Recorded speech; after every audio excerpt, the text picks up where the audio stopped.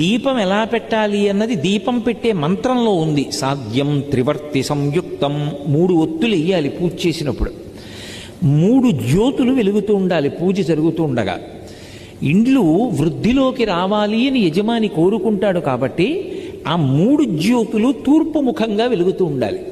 ఇంకొక ముఖాన్ని చూడకూడదు, తూర్పు ముఖంగా వెలగాలి. 3 జ్యోతులు వెలుగుతున్నప్పుడు దీపం వెలిగించగానే అది మంగళ దీపం, అది ఈశ్వర స్వరూపం. బ్రహ్మ విష్ణు మహేశ్వరులు ఆ దీపాలుగా ఉన్నారు, త్రిమూర్తి ఆత్మకం. ఇక వాళ్ళు ముగ్గురు తప్ప వేరొకటి లేదు లోకంలో. కాబట్టి అటువంటి దీపపు సమ్మె ఏది ఉందో దాని మీద పసుపు కానీ, కుంకం కానీ, అక్షతలు కానీ, పువ్వు కానీ ఉంచాలి. ఎందుచేత అంటే మంగళ దీపం అంటాం.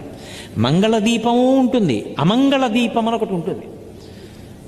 నేను దాని గురించి ప్రత్యేకంగా చెప్పక్కర్లా. ఎవరైనా వెళ్ళిపోయారనుకోండి, పార్థివ శరీరం ఒక్కటే ఉండకూడదు, అందులో జ్యోతి వెళ్ళిపోయింది. అందుకే ఏం చేస్తారంటే పడుకోబెట్టి తలకట్టున ఓ దీపం పెడతారు, దానికి మట్టు మీద పసుపు కుంకాలు వేయరు. అది అమంగళ దీపం.